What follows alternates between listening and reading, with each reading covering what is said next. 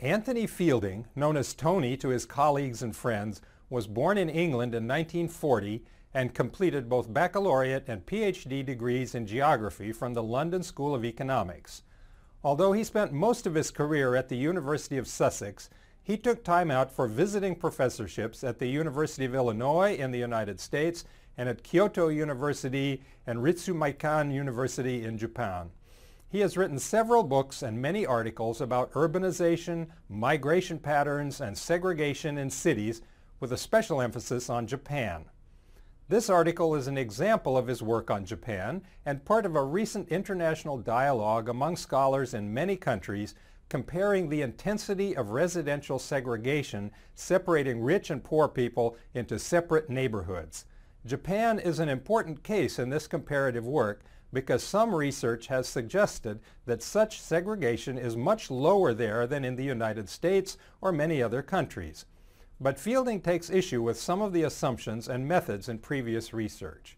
The idea that we increasingly segregate ourselves by social class in urban societies may be a valid generalization across societies, related simply to the growth of cities themselves. As cities become larger in both population and area, and as an increasing share of the total population ends up living in them, the sorting out process may turn out to be an intrinsic part of this larger process of change. Others have wondered whether this is really true, or whether, on the other hand, all this sorting out by social class may be some kind of peculiar process specific to the historical and economic experiences of the United States. Is the increasing problem of class segregation a special problem of American cities? One answer to that comparative question comes immediately if we look at the massive third world cities that have grown up so quickly during the 20th century, eclipsing all but a few of the very largest cities from earlier periods in Europe or the United States. Once we've seen that most of the largest cities in the world are now found in Asia and Latin America instead, and residential segregation on the basis of social class differences are often even more striking and dramatic in these third world cities than in countries that experienced the urban revolution earlier and more gradually. In simply comparing different parts of the world, though, it would be more systematic and more enlightening to consider whether we might find some specific features of urban societies in general, whose variations from one country to another might explain the degree of social class segregation observed in each nation's cities. This is the basic idea that prompted Fujita and Hill, mentioned in Fielding's article, to conduct their earlier study of the city of Osaka in Japan, published in 1997. Fujita and Hill started with a hypothesis that specific features of Japanese society would tend to produce less class-based residential segregation compared to the greater sorting out by class to be found in countries like the United States. As they put it, quote, "If separate and unequal best characterizes the political and social ecology of U.S. urbanization, then by contrast, together and equal best characterizes urban form in Japan," unquote. Their earlier research amounts to a case study comparing cities in two different countries and connecting observed differences in class-based segregation to other differences in the organization of each country's social and economic life. Of their analysis of data for the city of Osaka, Fujita and Hill reached a dramatic conclusion. Quote, "Our field research in Osaka indicates that class-organized place stratification is practically non-existent in Japan's second most powerful metropolis," unquote. If they were correct about this, it would suggest that some other structural differences between Japan and the United States may be the key to understanding, controlling, and possibly even reducing residential segregation rooted in social class. But in his article published 7 years later, Fielding expresses several reservations about whether we should accept Fujita and Hill's conclusions at face value. He raises some key questions about the way that they conducted their analysis, problems that might have led them to miss seeing class-based residential segregation that actually might have been present in Osaka. First of all, he points out that the earlier 1997 research looked only at the population inside the official city limits of the city of Osaka.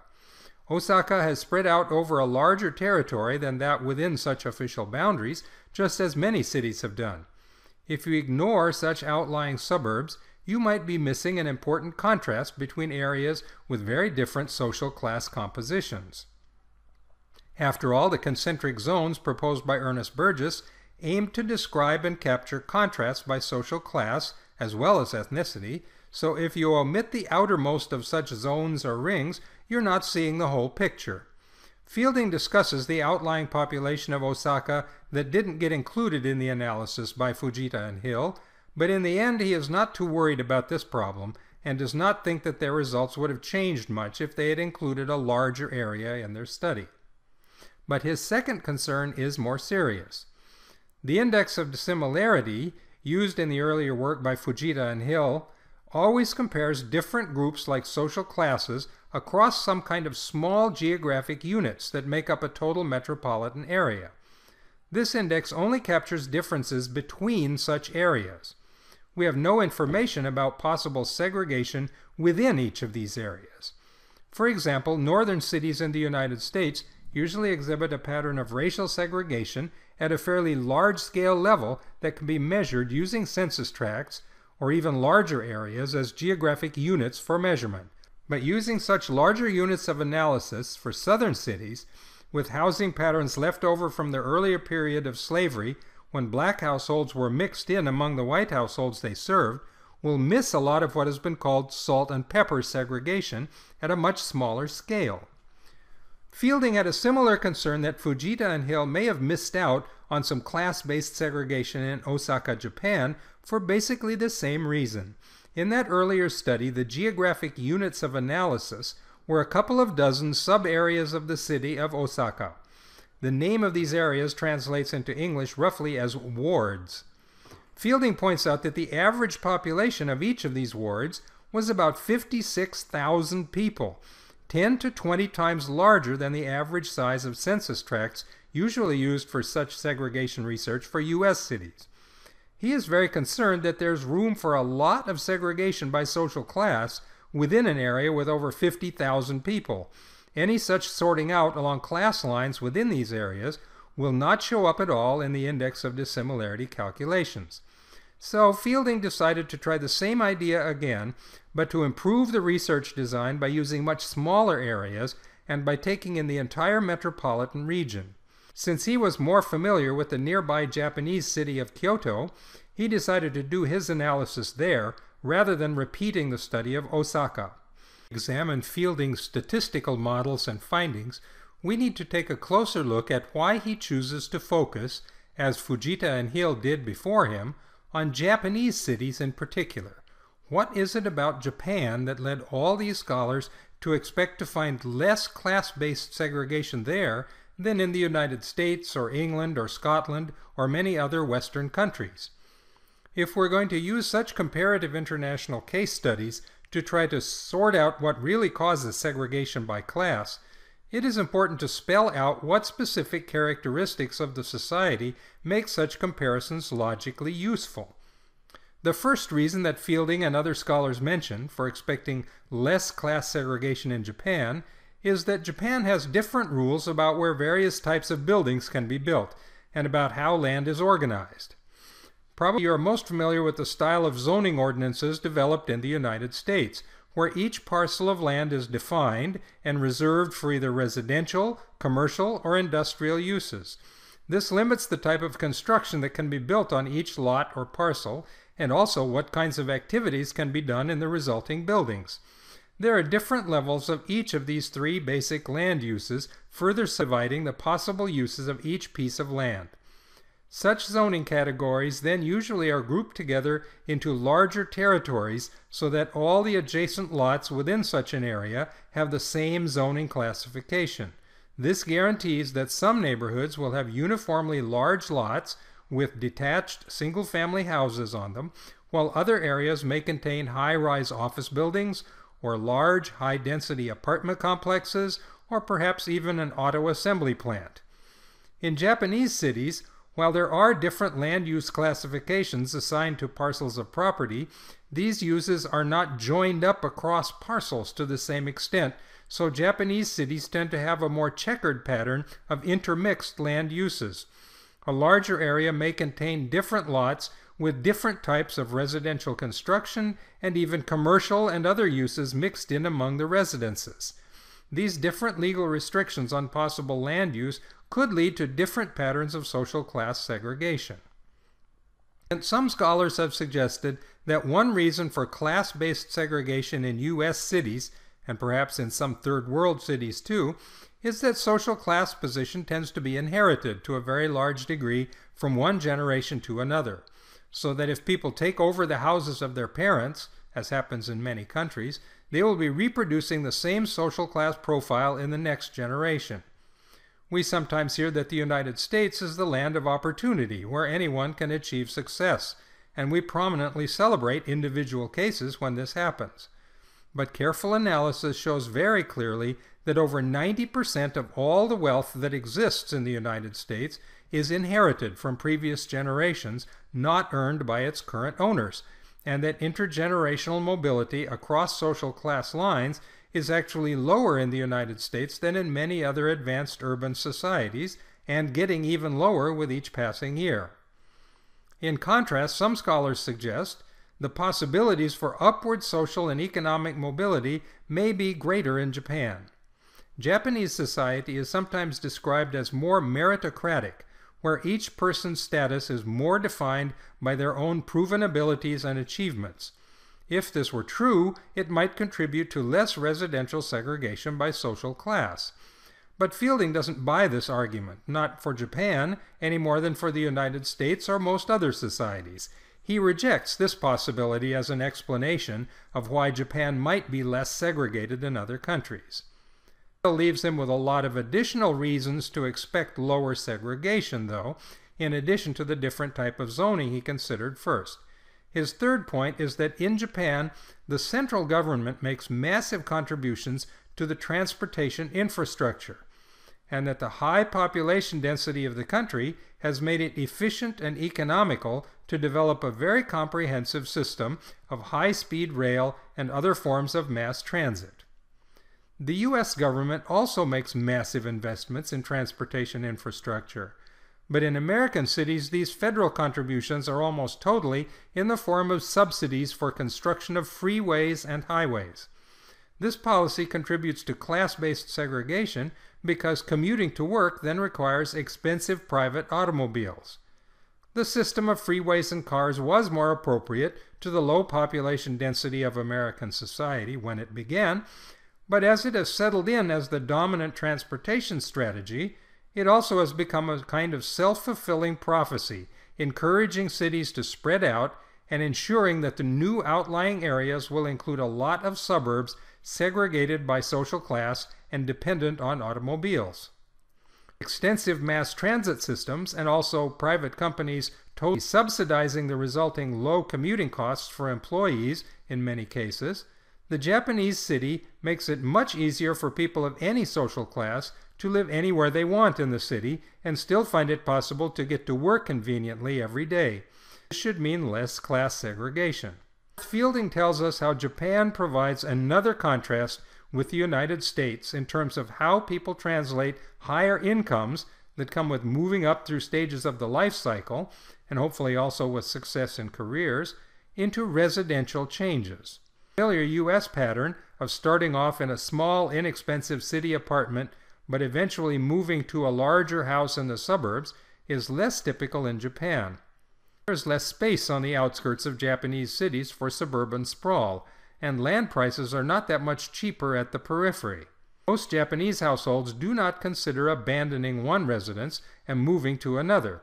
If they want better accommodations, they're much more likely to renovate an existing structure, or even just tear it down and build something new in its place. That the economic and social class profile of each lot-sized parcel of land will change more over time in Japanese cities than in American cities. Further, many of the structures in Japanese cities are deliberately designed to be replaced in the not-too-distant future, and this constant stream of rebuilding means that it is harder to find large areas of a city where all the houses are really new or where they're really old. There are not many really old residential structures to be found anywhere at all. This churning of residential structures should be another reason to expect less class segregation across neighborhoods in Japanese cities. Finally, Fielding points out another obvious reason to expect less segregation in a Japanese population that is overwhelmingly all of the same ethnic composition. Since ethnic divisions in any society usually reinforce class differences and lead to more geographic segregation. The income distribution in Japan is also less unequal than in many Western countries, so there is simply less class-based social and economic inequality around to cause any kind of segregation in the first place. For all these reasons, then, Fielding agrees with the earlier assessment by Fujita and Hill that it makes sense to expect less segregation in Japanese cities on the basis of social class. This agreement on what to expect explains why he decided to repeat the comparison of a Japanese city with a city in Scotland this time, where all the same considerations would lead us to expect a lot more class-based segregation. Fielding was very familiar with Kyoto, Japan, as a place to start his research. He had spent a considerable amount of time there working with a Japanese colleague on other related research, so it was no problem for him to assemble detailed information about the population characteristics of this city of more than 1 million people. He includes the entire metropolitan area in his analysis, in this case divided into more than 150 different small local areas instead of the 24 or so used by Fujita and Hill for Osaka. In this way, he can be much more confident that any residential segregation by class that might exist in the city will not be lost under the radar of his territorial units of analysis. Once he constructs his measure of social class concentration, though, he will need some kind of comparison if he wants to say that his results show a high or a low level of class-based segregation. High or low compared to what? Compared to what, Fielding chose the city of Edinburgh in Scotland. He points out many ways that the two cities are similar. Both of them are regional capitals, have large and important universities, and important cultural heritages. Both have strong manufacturing sectors. Edinburgh is a lot smaller than Kyoto. Scotland also has a lot less people than Japan, so Edinburgh has a similar impact on the overall society and economy, and a similar profile or reputation in the country. He considers over 50 smaller subdistricts within the city as its units of analysis for measuring concentration and segregation of social classes. With the territories of his two cities all arranged for comparison, he then must make his other key decision about how to actually measure social class. This is always a tricky issue because the whole concept of social class is the subject of a lot of debate and disagreement about how to define and measure it. You may take issue with what Fielding did on this score, but he decided that different occupational groups could be thought of as representing different classes. For the Marxist approach to classes, dividing people between the workers and the capitalists, he identifies a group of people in both countries who are listed in the census as proprietors of their own small businesses, sometimes called small businessmen. For the non-Marxist approach to defining classes, he divides the rest of the population into blue-collar workers, white-collar workers, managers, and professional or technical workers. There's also a tiny group of people who live entirely off the returns they receive from accumulated wealth, the big-time capitalists. This group turns out to be the 1% that we hear so much about, so they have virtually no effect on overall patterns of residential segregation. They may have fabulous homes, but in a city of 1 million people, they're statistically insignificant. Fielding presents breakdowns of these 5 categories of what he calls social class for both Scotland and Japan, and observes that the general profiles of the two countries are very similar. There are a lot more independent small businessmen in Japan, and more professionals and managers in Scotland, but otherwise there is no reason to expect different patterns of class-based segregation that might be caused by some underlying contrast in the overall distribution of the populations. After he puts together all his statistics on the number of people in each of the 5 classes to be found within each of the 155 local areas in Kyoto and the 88 local areas in Edinburgh, Fielding then has to choose some way to measure differences from one area to another in concentrations of each occupational group. Other research often uses the index of dissimilarity. The index only allows you to compare two groups, such as black versus white or male versus female. He has 5 different social classes to look at. One alternative that lets him look at each of these occupational groups one at a time uses the coefficient of variation instead. This measure starts with one particular group, such as small businessmen, as a percentage of the population in each small geographic unit.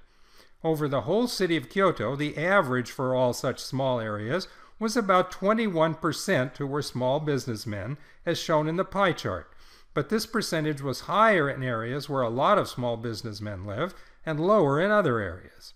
We can calculate the variance across all the areas by subtracting the 21% average from each area's percentage, and then squaring the difference so that negative and positive differences don't cancel each other out. The more such difference results we add up, the bigger the total we will get. So we need to divide the sum of all these squared differences by the number of areas to get the variance. The square root of this variance is called the standard deviation. Of course, if the city average for a group is 40 or 50%, there's a lot more room for variation across areas than if the average is only 4 or 5%. So the coefficient of variation divides the standard deviation measure by the citywide mean for the group.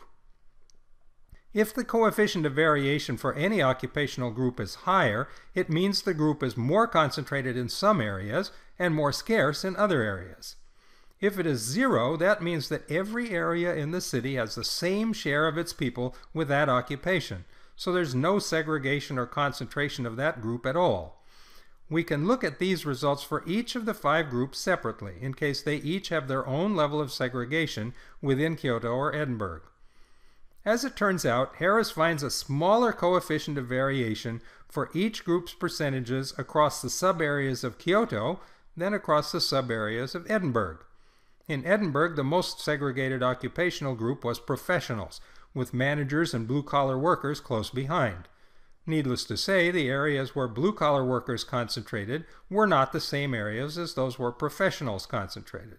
After all, if one group concentrates in a certain area, that will make the percentages for all the other groups smaller in that area. The total for all groups must always equal 100% in each area. The least segregated group in both cities was the white-collar workers, who apparently can live just about anywhere. Kyoto shows 2 main differences from Edinburgh in Fielding's figure 3. First, the level of segregation for all occupational classes was lower in Kyoto, as indicated by lower coefficients of variation for every group considered. Second, this gap was particularly wide for both blue-collar and white-collar workers, who were less segregated in Kyoto, and widest of all for professionals, who were the most segregated in Edinburgh, but only the 3rd most concentrated in Kyoto, behind both managers and blue-collar workers. So Fielding confirms what Fujita and Hill concluded earlier, that it is true that Japanese cities seem to be less segregated by social class. He feels better about saying this after he has tried out his larger number of smaller areas as units of analysis and included the entire metro area in his calculations. But he concludes the article by reminding us that a lower level of class segregation does not mean no class segregation at all. If there were no segregation of different occupational groups in different parts of Kyoto, all the coefficients of variation would have been 0. He illustrates this last point by presenting a very informative series of maps, showing different shading for all 155 areas of the city based on the coefficient of variation results. From these maps, it is very clear, for example, that the areas where the professionals tend to live in Kyoto are not at all the same as the ones where the blue-collar workers tend to live. Despite this evidence of some segregation by social class, Fielding's evidence tells us that we can link differences in class-based segregation to other measurable differences between countries, which may suggest that there are ways to modify such segregation patterns if people decide that they want such results.